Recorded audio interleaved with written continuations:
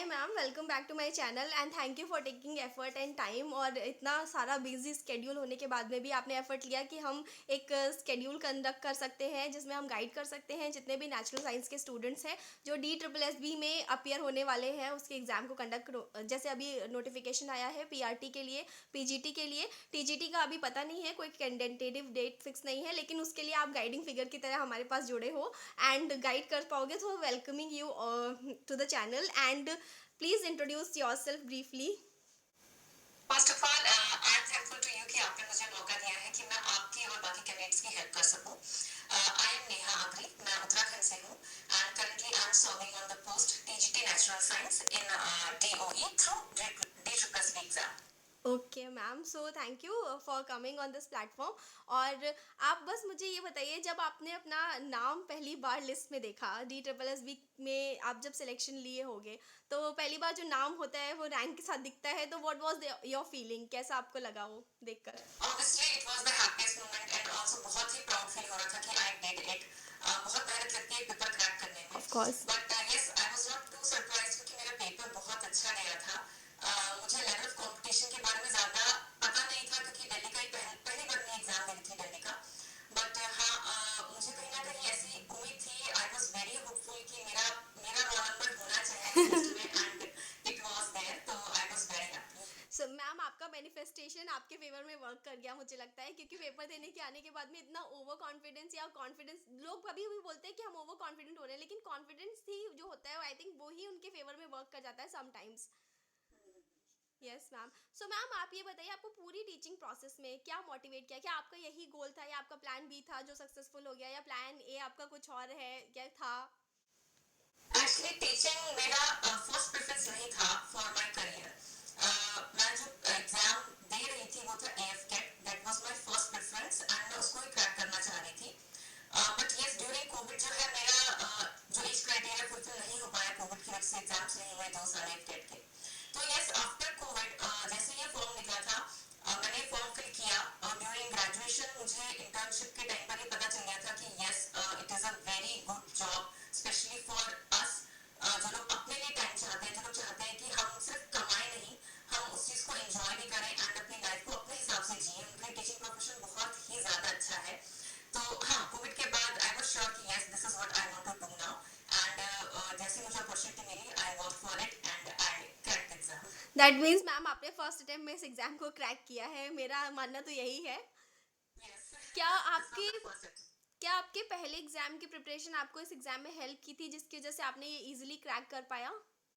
Definitely मैं इस चीज को बोलना भी चाह रही थी कि मैं जो भी प्रीवियस एग्जाम देना चाह रही थी AF-CAT जैसे कि मैंने मेंशन किया, तो उसमें जो भी मैंने जनरल नॉलेज पढ़ा था, जो मैंने इंग्लिश पढ़ी थी, जो मैंने मैथमेटिकल एप्टीट्यूड पढ़ा था, वो सब मुझे DSSB का जो पेपर 1 है उसको क्रैक करने में बहुत बहुत हेल्प किया है।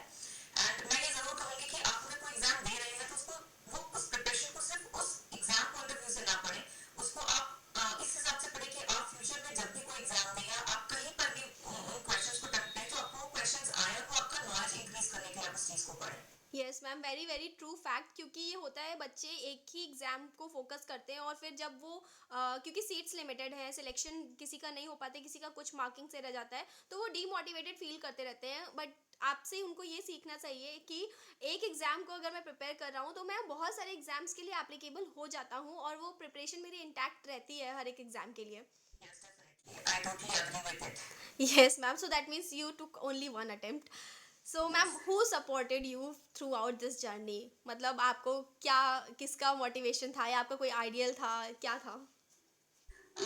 देखिए डेफिनेटली फैमिली एंड फ्रेंड्स आपके साथ होते हैं, बट पर्सनली मुझे अब ये फील होता है कि ड्यूरिंग दैट टाइम जब मैं प्रिपरेशन कर रही थी, तो मैं I didn't allow my family and friends to support me. मैं अपने आप को उस जर्नी में अकेले पाती क्योंकि वो जर्नी एक्चुअली सिर्फ हमारी होती है। True. हम क्या फील कर रहे हैं, हमारे सामने क्या ऑब्स्टिकल्स Difficulties. आ रहे हैं, किस टाइप का प्रेशर हम फील कर रहे हैं, वो टोटली हम जानते हैं। तो मुझे लगता है कि ये जर्नी हमें अपने साथ ही ट्रैवल करनी चाहिए इस जर्नी को और हमें खुद ही एक्सपीरियंस करना चाहिए। एंड यस फैमिली के साथ बातचीत करते रहना, फ्रेंड्स के साथ बातचीत करते रहना इज इम्पोर्टेंट, लेकिन आप एक्सपेक्ट ना करें कि आपको लोग मोटिवेट करेंगे, आपको लोग सपोर्ट करेंगे। नहीं, आप अपने लिए अगर प्रेजेंट हैं, आप अगर इमोशनली अपने आप को इंटैक्ट रख पा रहे हैं, तो डेफिनेटली अगर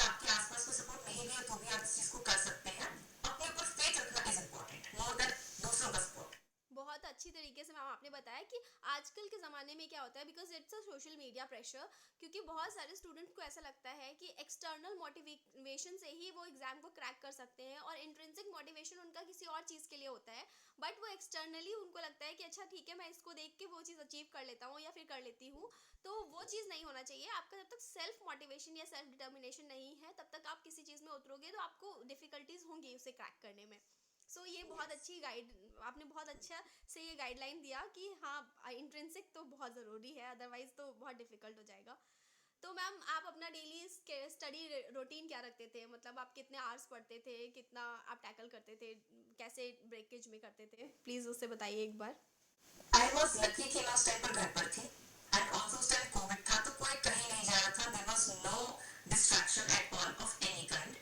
तो मैं टोटली घर पर 24/7 में घर पर ही रहती थी. जी। मॉर्निंग में मैं बहुत, मेरा रूटीन कभी भी बहुत इस तरीके का नहीं रहा है कि मैं उस चीज को अचीव ना कर पाऊँ. मतलब अपने गोल्स जो है वो ऐसे गोल्स बनाती थी जिनको मैं फॉलो कर सकूँ और अचीव भी कर सकूँ. फॉर एग्जाम्पल, मैं 5-6 बजे उठने का गोल मेरा कभी भी नहीं रहा है और ना ही मैं लेट नाइट पढ़ती थी. मैं मॉर्निंग 7 to 7:30 उठती थी. उसके बाद मॉर्निंग में I used to help my mom to clean the house. 8:30 to 9 o'clock हमारा ब्रेकफास्ट हो जाता था. ब्रेकफास्ट होने के बाद से लेके टिल लंच तक मैं सिर्फ पढ़ती थी. मैं एक ही जगह बैठी रहती थी. I used to study. बीच बीच में छोटे छोटे ब्रेक जरूर लेती थी क्योंकि वो लॉन्ग आवर्स वाला जो स्ट्रेच है वो मैं ज्यादा नहीं कर पाती हूँ. एक आवर के बाद 5 to 10 मिनट्स का ब्रेक, भले उसमें मैं अपना व्हाट्सएप यूज कर लूँ या मैं अपने सिबलिंग्स से थोड़ी बातचीत कर लूँ, थोड़ा म्यूजिक सुन लूँ. तो मैं ऐसे करके ब्रेकफास्ट से लेकर लंच तक कंटिन्यूसली पढ़ती थी till 1 or 1:30. And I did use to cook at all. मेरी मम्मी खाना बनाती थी एंड हम सिर्फ पढ़ाई करते थे उस टाइम पे. एंड लंच के बाद एक आवर मैं फोन यूज करती थी जिसमें यूट्यूब वीडियोस देखती थी, एंटरटेनमेंट पर्पज से भी, मोटिवेशनल पर्पज से भी. उसके बाद मैं 2 आवर्स रेगुलरली सोती थी. एंड ये हैबिट मेरी अभी भी है. मुझे दिन में 2 घंटे सोना ही है. I can function in the evening अगर मैं दिन में ना सोऊं तो. पढ़ाई तो फिर बहुत दूर की बात हो जाती है. तो मैं दिन में रेस्ट लेने के बाद थोड़ा सा टेरेस पे टहलती थी और उसके बाद 6 to डिनर. डिनर हमारा 8:30 to 9 o'clock होता था. मैं कंटिन्यूसली पढ़ती थी. डिनर के बाद भी मेरा पोस्ट डिनर स्टडी सेशन होता था.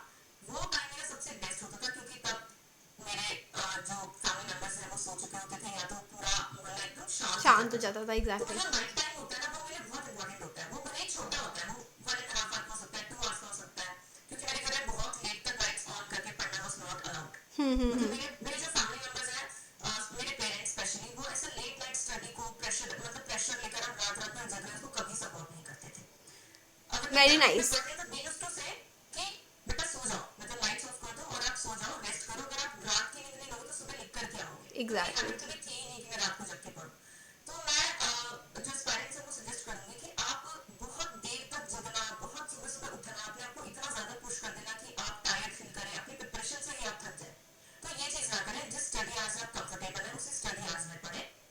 एंड एकदम कंफर्टेबल टाइम में अपना एकदम कंफर्ट को ध्यान में रख के अपनी स्टडीज करें क्योंकि आपका जो फिजिकल हेल्थ है, मेंटल हेल्थ है, वो प्रिपरेशन में बहुत इंपॉर्टेंट हो जाता है. तो इससे हो सकता है शायद मेरा जो प्रिपरेशन रूटीन था वो बहुत ही मेरे कंफर्ट के अकॉर्डिंग मैंने बनाया था, इसलिए मुझे कभी बहुत ऐसे प्रेशराइज फील नहीं हुआ, ना ही बहुत डिफिकल्ट फील हुआ प्रिपरेशन टाइम में. So that is very important thing कि आपको ओवर स्ट्रेस नहीं करना है अपने आप को. अगर आपको जितना टाइम मिल पा रहा है, अगर उस टाइम को आप यूटिलाइज अच्छे से कर रहे हो तो आप अच्छे से आउटपुट दे सकते हो, रादर देन आप ज़बरदस्ती का 2-3 घंटे स्ट्रेच करके पढ़ रहे हो. और आपने बहुत डिसिप्लिन वे में ब्रेकआउट करके पढ़ा है ये चीज़ों को, तो ये भी बहुत अच्छी चीज़ है. सो मैम, आप मुझे बस एक बार ये गाइडलाइन दे दीजिए कि अगर जो नेचुरल साइंस के स्टूडेंट्स हैं उनको क्या पर्टिकुलरली फॉलो करना चाहिए फॉर दिस प्रिपरेशन. मतलब कैसे वो ब्रेकेज करें, सिर्फ एनसीईआरटीज पे रिलाई करें या क्वेश्चन पैटर्न कैसे है, कैसे आता है, क्या कैसे अप्रोच करें? देखिए, सबसे पहले मैं एक चीज मेंशन करना चाहूंगी कि मैं पीसीएम्स मेरे सब्जेक्ट थे ड्यूरिंग बीएससी, मतलब फिजिक्स केमिस्ट्री मैथ्स. आई जी. Was not a bio student. तो अगर मैं नेचुरल साइंस का पेपर क्रैक कर सकती हूँ तो आप लोग आराम से ये पेपर क्रैक कर सकते हैं. मैं आपको ये कहना चाहूंगी कि प्रिपरेशन में सबसे ज्यादा जरूरी तो ये है कि एनसीईआरटी तो आपको मतलब कंप्लीट करनी ही करनी है. जी. मेरा पूरा preparation was based on NCERT only for the subject concern part. अगर मैं पेपर सिर्फ मैं सब्जेक्ट कंसर्न की अगर बात करूं तो मुझे जो लगा पेपर देने के बाद भी, और मैंने पिछले 3-4 साल के पेपर एनालाइज भी करे थे प्रिपरेशन के टाइम पे, तो मुझे ऐसा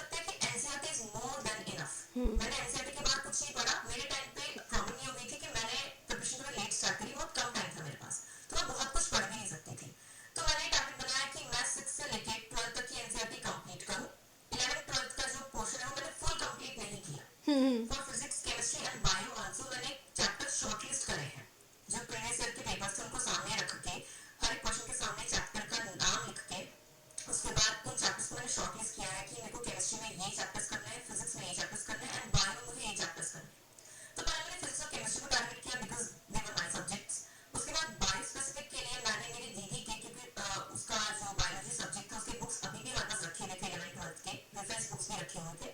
तो मैंने चैप्टर शॉर्टलिस्ट करने के बाद बायो के एनसीईआरटीज उठाए और हाँ बायो के मैंने रेफरेंस बुक शायद प्रदीप या कुछ कोई बायो के रेफरेंस बुक थी जी। मेरे दीदी के, उसमें से मैंने वो चैप्टर्स को लाइन बाय लाइन रीड किया और वही चैप्टर शॉर्टलिस्ट करे जो मुझे लगता था कि मुझे बीइंग अ मैथमेटिकल स्टूडेंट मेरे को हेल्प कर टॉपिक समझ में आ जाएंगे। बहुत डीप बायोलॉजिकल टॉपिक्स मैंने नहीं चूज करे क्योंकि ऑब्वियसली मैं नहीं याद रख पाती। सकते। तो बट अगर आप बायो स्टूडेंट हैं तो आपके लिए तो बेटर यही रहेगा कि आप मुझे पता है वो सिचुएशन रिवर्स हो गई, जैसे जो स्ट्रगल मुझे बायो में हो रहा था वो बायो स्टूडेंट्स को मैथ्स फिजिक्स और में। केमिस्ट्री में होगा, इन पोर्शंस में वो ज्यादा डिफिकल्टी फेस करेंगे। तो आप वो चैप्टर्स को शॉर्टलिस्ट करें जो आपके 11th 12th में आपको फिर भी इजी लगते थे या फिर भी ऐसा लगता था कि हाँ ये अंडरस्टैंडेबल है, आज भी मैं इन चैप्टर्स को पढ़ सकती हूँ। जी। तो उन चैप्टर्स को शॉर्टलिस्ट करके उन चैप्टर्स को पढ़ें और प्लीज गो थ्रू एनसीईआरटी। पहला स्टेप तो यही है, बहुत टाइम है आपके पास तो आप आगे इसके बाद रेफरेंस बुक्स पे जाएं। जी बहुत अच्छी चीज़ है कि एनसीईआरटी को आपने रेफरेंस दिया, क्योंकि अभी के स्टूडेंट क्या करते हैं, जितना मुझे पता चला है लोगों से या फिर जितने स्टूडेंट्स मुझे कमेंट करके बताते हैं कि मैम एनसीईआरटीज़ मैंने ख़त्म कर ली है, लेकिन अब मैं क्या करूँ, मुझे लगता है इससे बड़े लेवल पे कोई क्वेश्चन पूछा जाएगा या फिर रेफरेंस बुक ले लूँ मैं, 12th के सारे पेपर्स पढ़ डालूँ। तो ये सारी चीज़ों से आई थिंक आप बहुत अच्छे से इस पे लाइट डाल पाए हैं कि नहीं, अगर आपने एनसीईआरटी को मल्टीपल टाइम रिविजन किया है तो आप क्वेश्चन को टैकल कर पाएंगे in the examination hall. Yes ma'am, ये पेपर का पैटर्न कैसे होता है, मतलब कैसे हम इसे पार्ट ए पार्ट बी में होता है या फिर कैसे इसे टैकल करते हैं, नेगेटिव मार्किंग कैसे होती है, तो आप एक बार ओके, इसके बारे में ब्रीफली बता दीजिए। जो पूरा एग्जाम है वो दो पार्ट्स में डिवाइडेड है। जो पार्ट 1 है that is general question paper और जो पार्ट 2 है, जो पार्ट बी जिसको अगर आप कहेंगे तो वो सब्जेक्ट कंसर्न है। अगर हम पार्ट ए की बात करें तो उसमें आपके क्वेश्चन जो सेक्शंस हैं वो है जनरल नॉलेज, उसके बाद आता है mathematical aptitude, reasoning, Hindi and English. ये 5 सब सेक्शंस हैं जी। पार्ट ए के।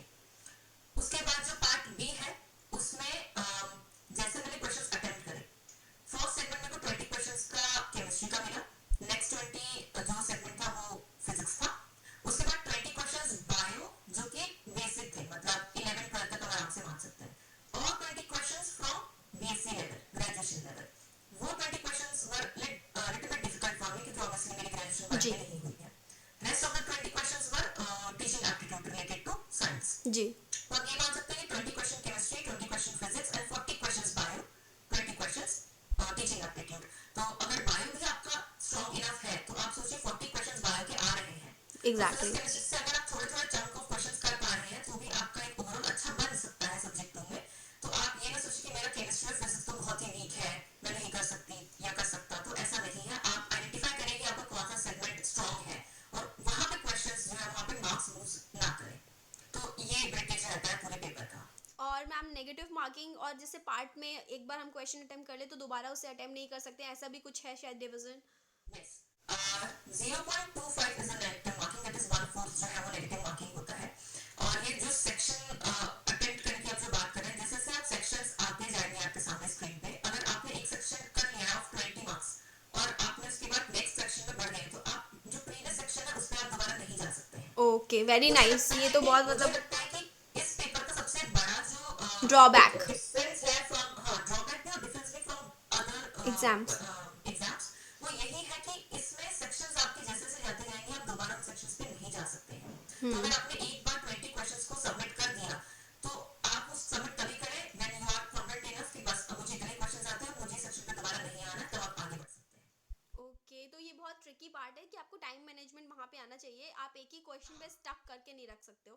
तो मैम क्या इसमें पर्टिकुलर पार्ट में जो 20 क्वेश्चंस होते हैं उसकी कोई टाइम लिमिट भी होता है कि आप 20 क्वेश्चन को इतने नहीं टाइम नहीं, में? अगर आपके पास टोटल 120 मिनट्स है तो फिर वो आपके पास टोटली उस पूरे पेपर के लिए है। जी। अब आपके ऊपर डिपेंड करता है कि आपके सेगमेंट को कितना टाइम देना है। जैसे मान लीजिए आपके सामने सबसे पहले जीके के क्वेश्चंस आ गए और आपको क्वेश्चंस जीके के आ नहीं रहे but you are trying to attempt the question, आप उसको 3 बार 4 बार पढ़ रहे हैं, आप सोच रहे हैं और आप घबरा रहे हैं कि मैं इसको सबमिट कर दूंगी, मैंने 3 ही क्वेश्चन किए हैं, अगर मैं सबमिट कर दूं तो ये सेक्शन दोबारा नहीं आएगा मेरे सामने और आप you are stuck there now. But आप ये नहीं सोच रहे कि वो जो टोटल टाइम आपको मिला जी। क्वेश्चन जो पीछे के क्वेश्चंस आपको हो सकता है आए, वो आप मार्क्स यूज कर देंगे। ट्रू। तो अगर आपको कोई सेक्शन नहीं आ रहा है, बहुत स्टक फील कर रहे हैं, जितने क्वेश्चन आपने कर लिए हैं, आप आगे प्रोसीड करें, उसको सबमिट करते जाएं और नेक्स्ट जो सेक्शन है उसको अटेम्प्ट करते जाएं। यस, ये बहुत अच्छी चीज़ है कि एटलीस्ट हमको एक जगह पे स्टक नहीं करना है और हमें प्रोसीड करना है, ताकि हम पेपर कंप्लीशन पे ज़्यादा ध्यान दे पाएँ, क्योंकि काफ़ी बच्चे पेपर अटेम्प्ट ही नहीं कर पाते होंगे, क्योंकि उनकी टाइम टाइम लिमिट ही नहीं रहता होगा उनके पास मैं इतना। एक चीज और मेंशन करना चाहूंगी जी। कि मैंने अपनी प्रिपरेशन के टाइम पे कैलकुलेशन करी थी कि मुझे अगर 120 मिनट्स मेरे पास रूटीन है और 200 क्वेश्चंस हैं, तो मुझे एक क्वेश्चन के लिए 1.5 कुछ इतना मिनट मेरे को मिल रहा है, 1.5 मिनट आप मान के चलिए। तो अगर एक क्वेश्चन का 1.5 मिनट है और मुझे पता है कि जो वन लाइनर क्वेश्चन होते हैं जीके के, वो मैं एक बार पढ़ूंगी, मुझे आता है तो अटेम्प्ट करूंगी, नहीं आता है तो जीके क्वेश्चन ऐसे होते हैं कि अगर आपको नहीं पता है तो आपको नहीं पता है, आप हम्म। उसको 10 बार सोच के, हाँ अगर आपको आइडिया है तो that is another thing, but अगर आपको नहीं आता है तो आप आगे बढ़े। वो जो सेकंड्स वहां पे सेव हो रहे हैं ना, वो सेकंड्स आपको हेल्प करेंगे जब आप मैथमेटिकल एप्टीट्यूड के क्वेश्चंस अटेम्प्ट करेंगे, क्योंकि वहां पे आपको 1.5 मिनट में जरूरी नहीं है कि हर क्वेश्चन 1.5 मिनट में आंसर हो एग्जैक्टली। जाए, तो वहां पे आप वो टाइम यूटिलाइज कर सकते हैं। और ये चीज मैंने पहले ही स्ट्रेटेजाइज कर ली थी कि अगर मुझे क्वेश्चन आता है तो आई अटेम्प्ट, नहीं आता है तो मैं एक और बार पढ़ूंगी और आगे बढ़ जाऊंगी, और मैं टाइम सेव करूंगी अपना रीजनिंग क्वेश्चंस के लिए और मैथमेटिकल एप्टीट्यूड के लिए, and that really help me. मैंने पूरा पेपर अटेम्प्ट किया था, फुल पेपर अटेम्प्ट किया था मैंने। ओके, तो दैट मीन्स आपने टाइम मैनेजमेंट पहले से ही डिसाइड किया था कि मुझे ऐसे अप्रोच करना है। क्या आपने Yes. उसके लिए सेल्फ स्टडी किया था, या आप ऑलरेडी किसी कोचिंग से एसोसिएटेड थे, या फिर आप प्रैक्टिस बहुत करते थे टेस्ट का, जिसकी वजह से आपको ये थोड़ा सा गाइडलाइंस मिल पाया कि हम ऐसे वहाँ पे अटेम्प्ट कर सकते हैं, since you have been preparing for another exam, तो आप इस एग्जाम को कैसे डील कर पाए? मैं ये बताना चाहूंगी कि मैं कोचिंग्स पे रिलाई नहीं कर पाती हूँ, मतलब मैं अपने तरीके से पढ़ना मुझे जी। सबसे अच्छा लगता है, self and that study. Self study. Hmm. तो मैंने बचपन से ही सेल्फ स्टडी करा है हमेशा, चाहे वो बोर्ड एग्जाम्स की बात हो, चाहे कोई भी कॉम्पिटेटिव एग्जाम की बात हो। मैं एट टेट का जो प्रिपरेशन था वो भी खुद ही कर रही थी। Yes, definitely I was taking help from YouTube lectures and all, but मैं सारी प्रिपरेशन खुद कर रही थी। मैं मॉक क्वेश्चंस जो है वो खुद ही डाउनलोड करती थी, खुद ही प्रिंट करती थी, and I used to attempt them using a timer. तो मैंने कोचिंग नहीं ली है, मैं सेल्फ स्टडी ही करती थी, एंड सारा जो रिसोर्स था स्टडी का वो मैं खुद ही कलेक्ट करती थी। और ये जो सारा जर्नी होता है ना, यही आपको हेल्प करता है पेपर क्लियर करने में। आप जी। जितना अच्छे से जानेंगे उस पेपर को, उतना आपको पता होगा कि मुझे इस पेपर को कैसे क्रैक करना है और मेरा ट्रू। क्या प्लानिंग होने वाला है। दैट मीन्स सेल्फ मोटिवेशन इस चीज़ का होना चाहिए आपके अंदर, कि आप खुद ही, वो होता है ना कोयले की खाद में आप हीरा ढूंढने की बात है, तो आप पहले खुद जाकर सब चीज़ें स्ट्रगल करो, क्योंकि अगर आपको सब कुछ खुद से मिल जाएगा तो आपको समझ में ही नहीं आएगा उसकी वैल्यू क्या है। ये भी बहुत इंपॉर्टेंट चीज़ है, I guess. Yes. Yes ma'am. So can you tell me कि आपने कैसे रिवीजन को, मॉक टेस्ट को और इन सब को कितने महीने के अंदर कंप्लीट किया, या फिर अगर एग्ज़ाम नेक्स्ट मंथ में कंसिडर करूँ है और बच्चों ने बहुत पहले इसका फॉर्म फिल कर दिया, उतना प्रिपरेशन वो नहीं कर पाए हैं, तो उस कम टाइम पीरियड में वो कैसे यूटिलाइज कर सकते हैं बेटर स्ट्रेटेजाइज करके? सबसे पहली चीज और इम्पोर्टेंट चीज ये कि आप प्रीवियस ईयर के 4 से 5 क्वेश्चन पेपर डाउनलोड करके फिजिकली आपके हाथ में पेपर्स होने चाहिए। आजकल डिजिटलाइजेशन इतना हो गया कि बच्चे स्क्रीन पर ही अटेम्प्ट कर रहे हैं और सोच रहे हैं कि पेपर तो डिजिटली ही होना है तो हम वैसे ही करें। अकॉर्डिंग टू मी आपके हाथ में क्वेश्चन पेपर्स होने जरूरी है। वो सीरियसनेस आपको तब आती है जब आप क्वेश्चंस देखते हैं सामने, साथ में आप प्रैक्टिस कर रहे हैं, तो आप वो चीज को पेन पेपर मेथड प्रैक्टिस के लिए बहुत अच्छा है। तो जी। आप उस चीज को जरूर अपनाएं। प्रीवियस क्वेश्चन पेपर्स आपके पास होने चाहिए और आप क्वेश्चन बाय क्वेश्चंस को अटेम्प्ट करें। जो भी सेक्शंस आप पढ़ते जा रहे हैं उसको, सेम सेक्शन को आप, जैसे आपने मान लीजिए 3 दिन लगा के एक सेक्शन पढ़ा हिंदी का, जी। पेपर बनने का आपने हिंदी प्रिपेयर करा, तो आप हिंदी का सेक्शन उठा के, जो आपके पास 3 या 4 पेपर है, एक एक हिंदी का सेक्शन उठा के इसको अटेम्प्ट करें और देखिए आपको 20 क्वेश्चंस करने में कितना टाइम लग रहा है। जी। तो इस तरीके से आप पहले तो, जो मॉक क्वेश्चंस आप जैसे पूछ रहे हैं कि कहाँ से प्रैक्टिस करें, कैसे करें, तो पहले तो प्रीवियस ईयर क्वेश्चंस को ही प्रैक्टिस करें आप टाइमर लगा लगा के। उसके बाद आप क्या करें, रैंडमली जो उसके नियर अबाउट जो एग्जाम्स होते हैं, केवीएस के पेपर्स हो गए या यूपीटीजीटी के क्वेश्चंस जी। हो गए, इन सब के क्वेश्चंस को भी आप प्रैक्टिस करें। आपको लेवल्स ऑफ क्वेश्चंस भी पता चलेंगे अलग अलग एग्जाम्स के, और आपको आसपास के जो सेम टॉपिक जो आसपास के क्वेश्चंस बन सकते हैं उनका भी एक आइडिया लग जाता है। ये कम टाइम के लिए बता रही हूँ, अगर आपके पास बहुत टाइम है and you are very serious, before and आपके पास 6 मंथ्स है, 3 मंथ्स है, तो तब आप प्रॉपर मॉक टेस्ट सीरीज ले भी सकते हैं, जो पेड आते हैं वो भी ले सकते हैं, that is also good method. But time कम होने पर इतना आपके पास टाइम नहीं होता कि आप बहुत बड़े बड़े मॉक और टेस्ट सीरीज लगाएं, तो ये मेथड ठीक है। Yes. So ma'am, how to tackle with the negative marking, मतलब what is the accuracy of attempting questions? क्या हमें ज़्यादा क्वेश्चंस अटेम्प्ट करने चाहिए या कम क्वेश्चन अटेम्प्ट करने चाहिए? कैसे हमें डील करना चाहिए क्वेश्चन अटेम्प्ट करने के लिए? देखिए देखिए, अगर आपको लग रहा है कि आप जो एक certain level of question number of questions होने चाहिए उन नंबर ऑफ क्वेश्चन से बहुत ही कम क्वेश्चंस अटेम्प्ट कर रहे हैं, तब तो आप आउट तुक्के ऑफ लगा रेस। सकते हैं और थोड़ा वैसे अटेम्प्ट कर सकते हैं। बट अगर आपको लग रहा है कि नहीं, आपका पेपर सही जा रहा है और आप आगे और क्वेश्चन, अगर ऐसे ही आपका फ्लो रहा तो आप अच्छे से क्वेश्चन अटेम्प्ट कर सकते हैं, तो आप तुक्के ना लगाएं। अगर इफ यू थिंक कि हाँ इस क्वेश्चन में मुझे थोड़ा 60-40 वाला हो रहा है, 60% I think I am right, तो फिर भी आप कुछ क्वेश्चंस में इस चीज को मतलब लेके जा सकते हैं कि हाँ मैं क्वेश्चन ही अटेम्प्ट कर लूँ। बट मैं पर्सनली इस चीज को प्रेफर नहीं करती। अगर मुझे आता है तो मैं अटेम्प्ट करती हूँ, अगर मुझे नहीं आता है तो मैं उस क्वेश्चन को छोड़ देती हूँ। जहां मैं थोड़ा ज्यादा कॉन्फिडेंट फील कर रही थी कि नहीं I guess this is correct, मैं तो ही उस क्वेश्चन को अटेम्प्ट करती हूँ, otherwise please avoid it. Okay, accuracy ज़्यादा होनी चाहिए rather than multiple yes, questions आप ज़्यादा अटेम्प्ट करो। बट हाँ, एक एवरेज तो मान के चलना पड़ता है कि इतना क्वेश्चन तो करना ही करना है, सो दैट हम आउट ऑफ हाँ, रेस नहीं हो। Yes. True. Okay ma'am, then can you tell me कि सेल्फ मोटिवेशन के अलावा या सेल्फ कॉन्फिडेंस के अलावा who has helped you, whether your friends और any one who you think is my ideal, इन्होंने मेरे को ज़्यादा गाइड किया या हेल्प किया, तो कैन यू ब्रीफली टेल कि अपार्ट फ्रॉम पेरेंट्स, क्योंकि पेरेंट्स तो सबके होते ही हैं, बट उसके अलावा भी फ्रेंड्स बहुत सपोर्टिव होते हैं, एक पीयर ग्रुप होना चाहिए या नहीं होना चाहिए, यस, ग्रुप स्टडीज़ कितनी हेल्पफुल होती हैं या फिर सेल्फ स्टडी होना चाहिए, तो आप एक बार इस पर भी थोड़ा सा गाइड करिए। हमारा एक्चुअली जो मेरा कॉलेज था it was regional institute of education, जो कि एजुकेशन फील्ड में ही जो स्टूडेंट्स हैं उनको डिग्री प्रोवाइड करता है। तो डेफिनेटली जो हमारा पूरा कॉलेज का एनवायरनमेंट था it was related to teaching and all. तो हम लोग के जो कॉलेज के बैचेस के ग्रुप्स भी बने हुए थे उसमें भी हमेशा वही एग्जाम के लिंक्स आते थे, पीडीएफ शेयर हो रहे हैं, नोटिफिकेशन शेयर हो रहे हैं, और जैसे ही कोई फॉर्म निकलता था और सारे बच्चे फॉर्म फिल करते थे, तो हम लोग एक कोऑर्डिनेशन तो रखते थे जी। कि ये फॉर्म्स निकल रहे हैं, ये डेट्स हैं, एप्लीकेशन स्टार्ट करनी है, ये फॉर्मेट होना चाहिए, हम वो आपस में डिस्कस करते थे। एंड डेफिनेटली एक जो पीयर ग्रुप होता है वो आपको बहुत हेल्प करता है गाइडेंस के लिए, क्योंकि मैं जैसे कि एक ही बार मैंने पेपर दिया है, पहला ही मेरा अटेम्प्ट था, तो मुझे बहुत कुछ नहीं पता था इस पेपर के बारे में। तो मेरे फ्रेंड्स जो हैं, मेरे बैचमेट्स जो थे, उनसे मुझे काफी हेल्प मिली about negative marking, about time, sections. मुझे ये सब सेक्शनल कट ऑफ के बारे में नहीं पता था उस टाइम पे। मुझे ये नहीं पता था कि 20 क्वेश्चंस एक बार अगर चले गए तो आप फिर दोबारा सेक्शन पे नहीं यस। जा सकते। तो जो मेरे फ्रेंड्स थे, in fact one of my friend Jyoti, वो मेरी रूममेट है, वो सेम कॉलेज से है, उसने भी डेटाबेस भी क्रैक किया है, शी इज टीजीटी मैथ्स। तो वो गई मेरी फ्रेंड है मोनिका चहल। तो ये सारे जो मेरे फ्रेंड्स हैं इनसे मैं कंटिन्यूसली बात करती थी, एंड ये लोग मुझे गाइड करते रहते थे। मुझे कुछ पता चलता था तो मैं इन्हें गाइड करती रहती थी। तो definitely pairs do help you. और ग्रुप स्टडी की जहाँ तक हम बात करें, मैंने आपको बताया कि कोविड में मैंने प्रिपरेशन करी थी, तो सब अपने अपने घर पे ही थे। हाँ, कॉल से हम कोऑर्डिनेट करते थे, बट अगर पॉसिबल है तो डू आप ग्रुप स्टडी को do prefer it, it will help you. Yes ma'am. And क्या सिर्फ पढ़ाई करना ही इम्पॉर्टेंट है एग्ज़ाम क्रैक करने के लिए? How did you find it कि कोविड में तो चलिए बहुत डिफिकल्ट हो रहा था क्योंकि हम घर में ही सीमित थे, लेकिन अभी के टाइम में क्या है, एक्सटर्नल डिस्टर्बेंसेस लोगों की लाइफ में बहुत हैं, तो क्या वो चीज़ नेगेटिवली इम्पैक्ट करती है स्टडीज़ को, या आप बोलते हैं कि नहीं, बैलेंस करके चलना बेटर होता है?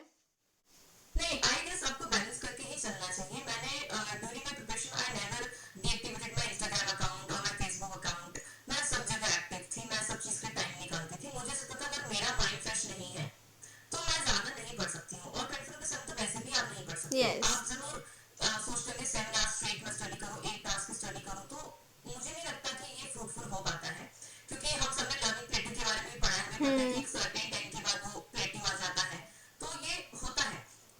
मैं ये सजेस्ट करूंगी कि आप बैलेंस बना के चलें, अपने दोस्तों से बात करें, आपकी जो भी हॉबीज है आप उनको फॉलो करें। मैं हमेशा टेरेस पे जाके म्यूजिक सुनती थी, अपने सिबलिंग से बात करती थी, एक एक दो दो घंटा फ्रेंड्स लोगों से भी बात करती थी मैं। जी। ऐसा नहीं कि मैं हमेशा डिप्रेशन है कि पढ़ाई ही कर रही हूँ। तो मैं आप लोगों को भी ये सजेस्ट करूंगी कि बैलेंस बना के चलें एंड अपने आप को खुश रखें, तभी आप प्रिपरेशन भी बहुत अच्छे से कर पाएंगे। यस मैम, जितना रिलीव्ड यहाँ से आप रहेंगे उतना ही आप अच्छे से यस। परफॉर्म कर पाएंगे on the main exam hall. तो आप मेन एग्जाम हॉल में आपने क्या फियर था आपका जब आप हॉल में एंटर किया एज अ स्टूडेंट? मैं आपको बैक उस जर्नी पे ले जाती हूँ और आपसे पूछती हूँ, जिस दिन आप वहाँ गए होंगे, एडमिट कार्ड आपने सबमिट किया होगा, उसके बाद में आपकी क्या प्रोसेस था, आपको क्या फील हो रहा था कि whether you will be selected और not, what was going on your mind that day? During the exam जैसे ही मैं बैठी थी, मुझे अभी भी याद है कि मैं अपने आप को प्रिपेयर करके बैठी थी कि मुझे बस शांत रहना है, मुझे कामली हर एक क्वेश्चन को पढ़ना है। अगर मेरी हार्ट बीट इंक्रीज होगी तो मेरा वो ही एक बहुत बड़ा यस डिस्ट्रैक्शन हो यस। जाता है। मुझे पता जी जी। तो मैं अपने आपको माइंडसेट ऐसा प्रिपेयर करके गई थी कि मुझे शांत रहना है। शांत मुझे इसलिए रहना है ताकि मैं पीसफुली हर एक क्वेश्चन को माइंडफुली पढ़ पाऊँ और समझ पाऊँ एक ही बार में, क्योंकि मेरे पास टाइम नहीं था लूज करने को। अगर हम्म। मैं घबराऊंगी तो मुझे क्वेश्चंस रीरीड करना पड़ेगा जिसमें टाइम जाएगा। तो आपको अपने आप को शांत रखना है। आपको एक बिलीफ होना चाहिए कि आपने जो तैयारी करी है वो अपने हिसाब से you have done your best. आप जितना पढ़ सकते थे आप पढ़कर आए हैं। एंड अगर आपने ऑनेस्टली अपनी स्टडी करी है तो आपको एक बिलीफ रहता है कि नहीं मैं ये क्वेश्चन अटेम्प्ट कर सकती हूँ। अगर आपने सिलेबस कंप्लीट किया है जो कि कंप्लीट करना जरूरी है, तो आपको कॉन्फिडेंस अपने आप आ जाता है कि नहीं you can do it. And I was very positive. मुझे वैसे प्रेशर कम ही फील होता है एग्जाम के टाइम पे, आई डोंट नो व्हाई। मैं ड्यूरिंग एग्जाम भी चेयरफुल ही रहती हूँ। तो मैं कॉन्फिडेंस के साथ बैठी थी। पीसफुली मैंने क्वेश्चन रीड करे एंड पीसफुली मैंने सारे क्वेश्चंस को अटेम्प्ट करा and it was a nice experience. और आप ओके। लोग भी नहीं घबराएं, these are of part of course. Life. Yes yes true. आपसे इंटरेक्शन करने का मोटिव ही यही है कि लोगों को समझ में आना चाहिए कि जितना बर्डन वो अपने आप को फील करा रहे हैं ड्यूरिंग दिस प्रिपरेशन वो ऐसा नहीं है। आप जितने इजीली कामली कंसिस्टेंटली पढ़ाई करते चले जाएंगे आपका डेफिनेटली एग्जाम निकलेगा। और ऐसा कोई हार्ड एंड फास्ट रूल नहीं है कि सिर्फ टॉपर्स या फिर जो 24 घंटे पढ़ते हैं वही एग्जाम निकाल पाते हैं। सारे बच्चे जो कंसिस्टेंट है एग्जाम निकाल सकते हैं डिसिप्लिन मैनर में। So ma'am how is your life going on currently और कैसे चेंजेस आए हैं being a student and being a teacher and how you are managing your professional and personal life? अभी मेरी लाइफ बहुत ज्यादा स्मूथ जा रही है, बहुत अच्छी जा रही है। एक होता है ना कि मतलब जैसे गवर्नमेंट जॉब लगती है या जी। जॉब भी लगती है तो आपको एक फाइनेंशियल सिक्योरिटी का एहसास होता है। और अपने लिए नहीं, अपने पेरेंट्स के लिए, अपनी फैमिली के लिए जिन्होंने इतना हार्ड वर्क किया है, आपको लगता है कि yes it finally paid of. And आपके पेरेंट्स ने जो भी सेक्रीफाइसेस किए थे अब उन्हें नहीं करने हैं and now you are there for them. कभी भी उन्हें नीड है तो आप खड़े हैं वहाँ पे। तो ये चीज़ तो डेफिनेटली एक ये बहुत बड़ा चेंज आया है। सेकेंड थिंग, काम को मैं बहुत एंजॉय कर रही हूँ। I love my school. Sarvodaya Vidyalaya doctor Mukherjee Nagar मेरा स्कूल है एंड बहुत अच्छा स्कूल है, बहुत अच्छे बच्चे हैं, कलीग्स आर वेरी नाइस। तो I am enjoying my professional life. जहाँ तक बात है balancing professional and personal life, तो टीचिंग प्रोफेशन एक ऐसा प्रोफेशन है जहाँ पे मुझे पूरा टाइम मिलता है। मैं 2-2:30 बजे जब घर पर पहुँचती हूँ उसके बाद पूरा टाइम मेरा अपना होता है। मैं प्रॉपरली 2 आवर्स का रेस्ट लेती हूँ। रेस्ट के बाद इवनिंग में मेरे पास टाइम होता है अपने लिए, अपनी फैमिली के लिए। फ्रेंड्स को कॉल करती हूँ, कभी आउटिंग्स पे जाना है तो इवनिंग में आउटिंग्स पे जाती हूँ। Delhi is a nice place to be. तो मैं अपना जो भी ये मेरा चल रहा है अभी यस। दिल्ली में मेरा लाइफ का फेज वो मैं फुल्ली एंजॉय कर रही हूँ। ये तो बहुत अच्छा है। लोगों को चाहिए होता है कि एटलीस्ट उनके पास इतनी सेल्फ इंडिपेंडेंस भी रहे, उनके पास जॉब का इतना बर्डन भी नहीं हो। और ये जॉब तो उन्हें वो चीज़ ऑफर भी कर रही है, मतलब लग्जरी जॉब में हम कंसिडर कर सकते हैं इसको Yes, definitely. Definitely. And teaching में तो दिल्ली pays you nice, मतलब बाकी स्टेट से कंपैरिजन में you are getting a nice salary। तो सो 8 पे कमीशन के बाद तो मैम और ज़्यादा अच्छा होने वाला है। तो जिनको yes, yes, definitely. जिनको I'm लग रहा waiting for it. है यस यस। तो मुझे लग रहा है कि जिन बच्चों को ऐसा लग रहा है कि दिल्ली तो मिलेगा ही मिलेगा लेकिन उसके साथ में उनको हैंडसम सैलरी भी मिलने वाली है, तो उसके लिए तो वो लोग डेफिनेटली रेडी रहने चाहिए। सो मैम आपने जब अपनी प्रिपरेशन को बिगिन किया था तो आप कंसिस्टेंट तो थे, आपने जैसे बताया। कोविड में आपको ये अपॉर्चुनिटी भी मिली कि आपने थोड़ा सा अपने आप को कट ऑफ किया बाकी चीज़ों से, लेकिन अभी के टाइम पे क्योंकि सोशल मीडिया है बच्चे बहुत ज़्यादा डिस्ट्रैक्टेड हैं। उन्हें समटाइम समझ में नहीं आता कि which teacher is the best teacher, which coaching is the best, क्योंकि इतना ज़्यादा माहौल क्रिएट कर दिया गया है थ्रू अदर इंस्टीट्यूट्स कि आप मेरा ज्वाइन करेंगे तभी आप सिलेक्शन ले पाएंगे या फिर आपको इतना पर्टिकुलरली पे करना है तभी आपको कुछ मिल सकता है। तो इस चीज़ में बच्चे अपने आप को कैसे टैकल करें, क्योंकि काफ़ी बच्चे गलत डायरेक्शन में चले जाते हैं, टीचर्स उनको इतने अच्छे मिलते नहीं हैं और वो पे भी कर देते हैं, कुछ फाइनेंशियली स्ट्रांग भी बैकग्राउंड से नहीं होते हैं। तो वो सब इन सब चीज़ों को कैसे डील किया करें? मेरा सजेशन तो यही रहेगा कि आप अगर पेड कोर्स ले रहे हैं तो थोड़े रिसर्च के बाद ही पेड कोर्स लें। जी। अदरवाइज यूट्यूब पे ही इतना ज्यादा फ्री कंटेंट। लेक्चर्स, हाँ डेफिनेटली इतना कंटेंट अवेलेबल है फ्री। तो आप उसको यूटिलाइज करें एंड जितने भी, एक चीज मैं और बताना चाहूंगी, जितने भी पेड कोर्सेज वाले टीचर्स हैं कभी ना कभी they were also giving free lectures. Yes. तो वो सेम लेक्चर आपको फ्री अगर मिल पा रहे हैं यूट्यूब पे तो आप पे ना करें। आप थोड़ा सा रिसर्च करके किसी एक टीचर पे रिलाई कर थोड़ा सा सकते हैं। बिलीफ रखें, रिलाई करें उन्हीं एक टीचर पे और उनको ही फॉलो करें। 10 टीचरों से पढ़ना, एक ही कंटेंट को 10 जगहों से पढ़ना, मैं बिल्कुल सपोर्ट नहीं करूंगी इस बात को। तो आप थोड़ी रिसर्च करके थोड़ी मेहनत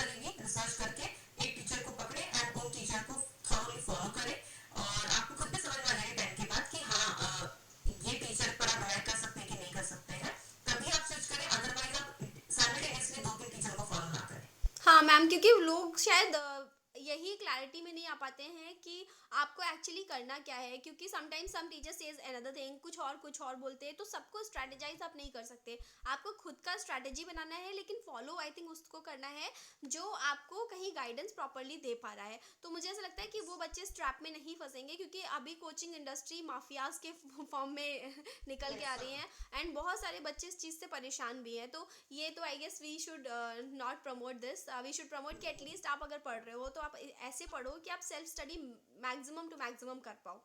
Yes. Okay ma'am, so can you briefly say anything to this aspirant, तो जो इसको देख रहे हैं और उन्हें आपसे क्या सीखना चाहिए? वैसे तो आपसे क्या बहुत कुछ सीखने वाला है, आप ऑलरेडी होलिस्टिकली सब कुछ बता चुके हैं हमें, लेकिन आप उन स्टूडेंट्स के लिए प्लीज़ कुछ बोल दीजिए, क्योंकि टीजीटी का अभी डेट्स नहीं आया है, तो वो लोग बहुत ज़्यादा कश्मकश में है कि क्या करें इस पूरे फेज़ में। और क्योंकि पीजीटी का और पीआरटी वगैरह का आ चुका है नोटिफिकेशन, उनके एग्जाम्स अप्रैल तक हैं, मई तक भी जा रहे हैं कुछ, तो उनके बाद उनका एग्जाम होने के चांसेस है, अगर है तो फिर वो कैसे अपने आप को इस पूरे फेज में बचा के रखें? देखिए, it is a nice thing कि अभी थोड़ा डिले हो रहा है डेट्स में, आपको ज्यादा टाइम मिल रहा है प्रिपरेशन में, तो आप इस चीज पे फोकस ना करें कि डेट्स कब आएंगी, एग्जाम्स कब होंगे। आपको फोकस होना चाहिए कि आपको जो एक एक दिन भी आपके लिए बहुत इंपॉर्टेंट है, जी। तो जो भी आपको डेज मिल रहे हैं आप अपनी प्रिपरेशन पे फोकस करें। थोड़ा पेशेंट, आपको इसमें बहुत पेशेंट रहना पड़ेगा। तो आप इस जर्नी में पेशेंट रहें, कंसिस्टेंट रहें, अपने ऊपर थोड़ा बिलीफ रखें, और सिर्फ नोटिफिकेशन, सिर्फ डेट का इंतजार ना करें, या यूटिलाइज करें इस टाइम को। और पेपर कब होगा इसका आइडिया तो वैसे मुझे नहीं है, बट डेफिनेटली जो टाइम है वो बहुत प्रेशियस है, इतना मुझे पता है। तो आप इस टाइम को यूटिलाइज करें, जल्दी निकलेगा। अगर नोटिफिकेशन निकला है, फॉर्म्स भरे, तो डेफिनेटली पेपर तो करवाएंगे, यस यस ट्रू। पेपर होगा, हम्म। पेपर होगा, तो आप उस पेपर के लिए रेडी रहें। सिर्फ नोटिफिकेशन और डेट्स के लिए रेडी ना रहें, उस एग्जाम डे के लिए प्रिपेयर करें अपने आप को। और बस मैं ये कहना चाहूंगी कि अपने ऊपर बिलीफ रखें कि आप कर सकते हैं, और आप करके दिखाएंगे इस बार। Thank you so much ma'am, definitely आपसे तो लिटरली लोग इंस्पायर भी होंगे कि आप अपना सारा टाइम बहुत अच्छे से बैलेंस भी कर रहे हो, और पेरेंट्स को भी और खुद को भी सबको बैलेंस करके ले चल रहे हो, स्पेशली दोज गर्ल्स जिनको ऐसा लगता है कि वो एक सर्टेन एज लिमिट क्रॉस कर चुके हैं और उनके पास ज़्यादा प्रेशर होता है। हाँ, मैं इसके बारे में भी प्लीज़ 2 लाइन्स आप बता दीजिए, क्योंकि बहुत सारी गर्ल्स हैं जो मेरे साथ भी कनेक्टेड हैं फॉर दिस प्रिपरेशन, तो उनको ऐसा लगता है कि 25 ईयर्स के ऊपर जब भी आते हैं तो उनके पास फैमिली से, रिलेटिव से बहुत प्रेशर होने लगता है, और समटाइम्स उस प्रेशर की वजह से वो लोग अच्छा परफॉर्म भी नहीं कर पाते हैं, और उसके बाद शादी वाले फेजेस में चले जाते हैं या कुछ हाउस वाइफ्स बन जाते हैं। तो उनके लिए भी ये अपॉर्चुनिटी कैसे अच्छी हो सकती है, और वो कैसे अपने आप को थोड़ा सा मोटिवेटेड रखें रादर देन डीमोटिवेट होना कि वो उनका पढ़ाई थोड़ा छूट गया है, वो नहीं कर सकते हैं। तो थोड़ा सा इस पे ब्रीफली बता दीजिए कैसे वो करें। देखिए, गर्ल्स के तो मैं एक चीज हमेशा कहती हूँ कि इग्नोरेंस इज ब्लिस। यस। पहली बात तो आपके आसपास के लोग क्या कह रहे हैं उस चीज को इग्नोर करना सीखें। दूसरी चीज, लड़कियों के लिए ना कोई प्रेजेंट नहीं रहता, मतलब आपको खुद के लिए प्रेजेंट रहना पड़ेगा, आपको खुद के लिए स्टैंड लेना पड़ेगा। ट्रू। जब तक लड़कियां छीनती है ना चीजों में मिलती नहीं है। आपको वो चीजें जो आपके हक की चीज है वो आपको छीननी पड़ेगी, अगर आपको नहीं दी जा रही वो चीजें। तो मैं ये कहूंगी, अगर आपको वक्त चाहिए अपने लिए, अपनी पढ़ाई के लिए, क्योंकि एजुकेशन फीमेल्स के लिए बहुत ज्यादा इंपॉर्टेंट है इवन टुडे। ऐसा नहीं कि बात पहले ही की ही रह गई है, अब तो सभी पढ़ते हैं, ऐसा नहीं है। पढ़ने के बाद भी सबको पता है कि जो फीमेल्स है वो आज भी स्ट्रगल कर रही है, भले वो सिंगल हो चाहे वो मैरिड हो। तो मैं ये कहूंगी कि एजुकेशन आपके लिए बहुत जरूरी है, उसके लिए जो टाइम आपको चाहिए वो आप लें, पूरे तरीके से लें, चाहे छीन के लें, चाहे आप अपने पेरेंट्स को मना के लें। बिल्कुल हार नहीं माने। अगर आपको शादी पे प्रेशराइज किया जा रहा है या किसी और करियर ऑप्शंस के लिए आपको फोर्स किया जा रहा है, तो आप ना बोलना सीखें, जी। अपने लिए खड़ा होना सीखें। और हाँ, थोड़ा जिद्दी होना पड़ेगा, बट ये आपके लिए जरूरी है, क्योंकि लेटर ऑन वो आपको बेनिफिट करेगा और आप उससे प्राउड फील करा सकते हैं अपने क्लोज्ड वन को जो भी आपको स्कोल्ड कर रहे हैं। हाँ, डेफिनेटली। मेरे टाइम पे अभी मुझे सजेशन दिए गए थे कि प्राइवेट कर लो, ट्यूशन पढ़ा लो, बट नहीं, अगर मुझे अपने लिए पता है कि what is best for me, तो मैं उस चीज के लिए मैंने जिद भी करी, मैं खड़ी भी गई कि नहीं मुझे ये चीज करनी है। मैं भी प्राइवेट में अगर मैंने ज्वाइन करी है तो मैं गवर्नमेंट एग्जाम फिर कभी नहीं निकाल पाऊंगी, या मेरे को अपना माइंडसेट पता है। बहुत लोग यस ऐसे भी हैं जो प्राइवेट के साथ भी ये चीज कर रहे हैं और कर भी सकते हैं, मैं ट्रू। मना नहीं कर रही हूँ, बट मेरे पास जब टाइम था तो फिर मैं उस चीज को बिल्कुल भी जाने नहीं देना चाहती थी, एंड मैंने जिद करी, और मुझे पता था कि वन डे दिस विल, मतलब ये this will work. And we are seeing this and that is why you are here. आप तो बिल्कुल मतलब बोलते होते हैं ना कि आपने जिद की और आपने ठाना और आपने निकाल के दिखाया एग्जाम को, और आप ऑलरेडी हो, तो आप गाइडिंग लाइट की तरह प्रेजेंट हो उन सारी गर्ल्स के लिए भी जो हमारे चैनल पे विजिट कर रहे हैं, देख रहे हैं, और उन्हें गाइडेंस आपके थ्रू मिलेगी और मोटिवेशन भी मिलेगा कि प्लीज़ आप पढ़ाई करिए, तो आप कुछ भी क्रैक कर सकते हैं मैम के जैसे, और आपको लिटरली अच्छी लाइफ भी मिलेगी, सेल्फ रिकॉग्निशन मिलेगा, सबसे बड़ी चीज़ तो ये है। Yes.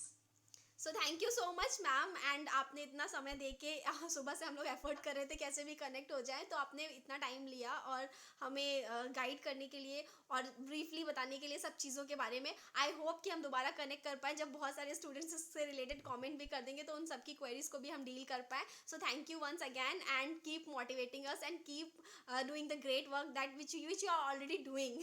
So thank you. Thank you so much for having me here. Thank you. Thank you.